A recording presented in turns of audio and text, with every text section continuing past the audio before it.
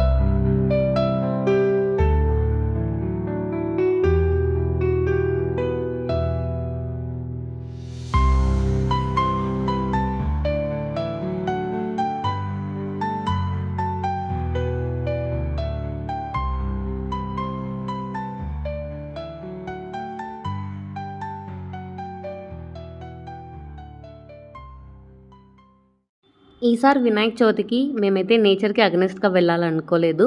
So, నా ఫ్రెండే వినాయకుడినే చేస్తుందనమాట. సున్నిపిండి plus పసుపుతో. ఒకవేళ ఇది గాన రాకపోతే అయినా మేము పసుపు ముద్దతో చేసైనా పెడదామనుకున్నాము. ఎందుకంటే పూజారులందరూ పూజ చేసేటప్పుడు వినాయకుడిని పసుపు ముద్దతోనే కదా చేస్తారు. సో, అలాగైనా చేద్దాం అనుకున్నాం గానీ టచ్ వుడ్ మాకైతే వినాయకుడు చాలా ముద్దుగా వచ్చారు.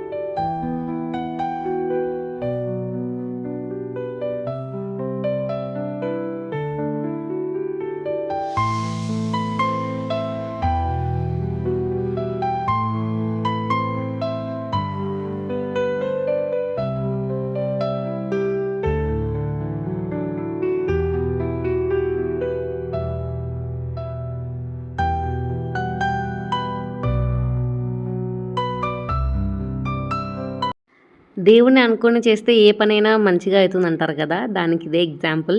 అసలు ఎలా వస్తుందో ఏమో అనుకున్నాం కానీ చాలా బాగా వచ్చింది. ఈవెన్ వంటలు కూడా చాలా బాగా కుదిరాయండి. అంతా బుజ్జ గణపయ్య ఆశీస్సులు. మీలో ఎంతమందికి వినాయకుడిని ఏకదంతాయ అని ఎందుకు పిలుస్తారో ఏమన్నా తెలుసా?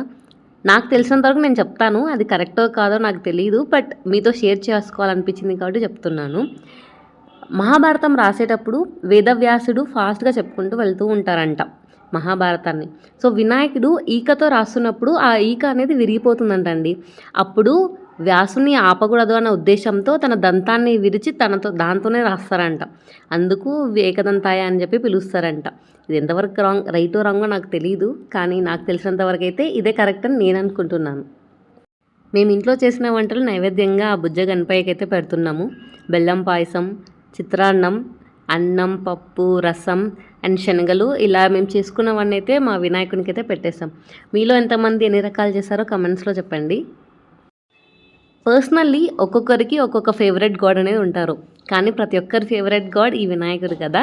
సో, చిన్నప్పుడు వినాయక చవితి అంటే మేము బుక్స్ పెట్టడము, వినాయకుని ఒకటే మైనా ముక్కడము, పాస్ అవ్వాలి ఎగ్జామ్స్ అవన్నీ అడిగేవాళ్ళం.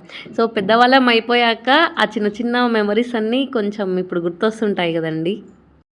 చిన్నప్పుడు మా అవ్వని అడిగానండి నేను. అసలెందుకు ఏ దేవుడికి ఇన్ని వంటలు పెట్టి చెయ్యం గదా! వినాయక చవితికి మాత్రం ఎందుకు ఇన్ని రకాలుగా వంటలు చేసి పెడతాము? పైగా ఒక రోజు కాదు 9 రోజులు ఎందుకు చేస్తామని అడిగానండి. మా అమ్మమ్మ ఏం చెప్పారంటే, మనము ఒకరోజు అమ్మమ్మని గానీ, అమ్మని గానీ వదిలేసొస్తే ఎంత ఏడుస్తాం గదా! అలాంటిది ఈ బుజ్జ గణపయ్య మన కోసం తన అమ్మ నుండి, తన నాన్న నుండి ఇంత దూరంగా వస్తున్నారు. సో, ఆ మాత్రం మనం చూసుకోవాలి గదా అని చెప్పి అన్ని రకాల వంటలు, నైవేద్యాలు చేసి పెడతారంట. ఇది ఎంతవరకు నిజమో నాకు తెలీదు గానీ, నిజమేనేమో అనిపిస్తుంది నాకైతే. వినాయక చవితికి చిన్నప్పటి నుంచి మనము మ్యాండేటరీగా వినే మాట చంద్రుడిని చూడొద్దు అని. నేనైతే లాస్ట్ 2 ఇయర్స్ నుంచి నా బ్యాడ్ లక్కో ఏమో తెలీదు కానీ నేను చంద్రుడిని చూస్తూనే ఉన్నాను. సో, అంతకుముందు ఇయర్ నా ఎంగేజ్మెంట్ ముందు రోజు నేను బయట కూర్చొని మెహందీ పెట్టుకొని ఆ రోజు చంద్రుడిని చూశాను.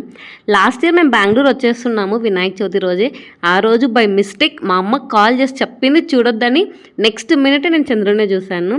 సో, ఈసారి అయితే మేము బయటకు వెళ్ళకూడదు అసలు అనుకున్నాము. చంద్రుడిని చూడొద్దు నిందలు మోస్తామని చెప్పి. సో, మీరు కూడా ఎవరు బయటకు వెళ్ళొద్దండి. సో, అంటే ఇది నిజమో కాదో మనకు తెలీదు. బట్ సేఫర్ సైడ్ ఉందాం. విత్ హెవీ హార్ట్ మేమైతే నిమజ్జనం చేసేస్తున్నాము. ఫస్ట్ బుజ్జ గణపయ్యని కదిలిచ్చి తర్వాత మేము నిమజ్జనం చేస్తున్నాము. మా ఆయన చూడండి ఇక్కడ తను కూడా నిమజ్జనంలో హ్యాండ్ వేస్తున్నా అని చెప్పి సింబాలిక్గా హ్యాండ్ చూపిస్తున్నారు. సో, ఇక్కడ మేమైతే బయట టబ్లో వాటర్ పెట్టి నిమజ్జనం అయితే చేసాము. రేపు ఎలాగో మేము ఊరు వెళ్ళిపోతున్నాం అనమాట. సో, మా ఫ్రెండ్ వాళ్ళకి ఇంకా అలాగే పెట్టుకుంటే నైవేద్యం అందు చేయడానికి ఇబ్బంది అవుతుంది అని చెప్పి ఈరోజే నిమజ్జనం చేసేసాం. మా వాళ్ళంతా అంత హెవీ ఉన్నాడా గణపయ్య అని చెప్పి కామెడీ చేస్తున్నారు. ఏమంటే అందరం కలిసి చేసాం కదా అని నిమజ్జనం కూడా అందరం కలిసి చేస్తున్నాం. ఒక 2-3 అవర్స్ తర్వాత మొత్తం కరిగిపోయింది. సో, ఇదే వాటర్ని మా ఫ్రెండ్ ప్లాంట్స్కి వాటరింగ్గా యూజ్ చేస్తారు. అస్సలు నిమజ్జనం చేయాలని లేదు కానీ తప్పదు కదా. విత్ హెవీ హార్ట్ మేమైతే గణపయ్యకు బాయ్ చెప్పేస్తున్నాం. అదండి వాళ్ళ వీడియో. ఈ వీడియో కనుక నచ్చితే please like and subscribe to our channel. Thank you for watching. See in you next video. Bye.